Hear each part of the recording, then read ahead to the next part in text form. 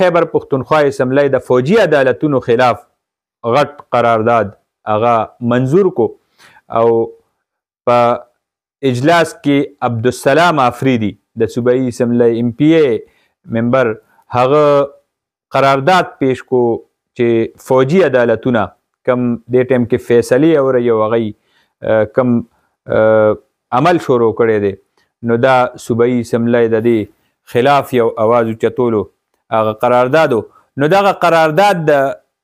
خیبر پښتونخوا اسمبلی اکثریت سره منظور کو په هغې کې مذمت کړی دی د دې جاري چې کومې سزاګانې دي او کوم هغې باندې د ګوته اوچته کړې ده او بیا وفاق نه سفارش کړی دی چې دا کمې سزاګانې دې ټایم کې شوي دي او آئینی چې کوم حقوق دي چې کوم د یو شهري حقوق دي نو هغه نه دي پوره شوي لہذا دا سزاګانې دې واپس شي او د فوجي عدالتونو د دې حوالې سره دی څه فیصله وشي او دا خلاف آئین دا تصور شي دا زه ګڼمه د خیبر پښتونخوا د چې کم دې ټایم کې قرارداد پیش شوی دی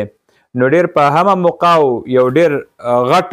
شیز دی قانوني لحاظ سره ډېر لوی اهمیت لري او یو قانوني لاره ده او اسمبلونه څنګه چې په مرکز کې مختلف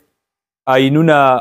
آرډیننس منظوریږي او قراردادونه پیش کیږي او قراردادونه منظوریږي نو همدغه اسمبلیانې چې دا قانون سازیانې کوي او دا قانون سازي د اسمبلو هغه بیا نافذ العمل کیږي نو ډېر غټ قرارداد دی چې دا نن په خیبر پښتونخوا اسمبلی کې پیش شوی دی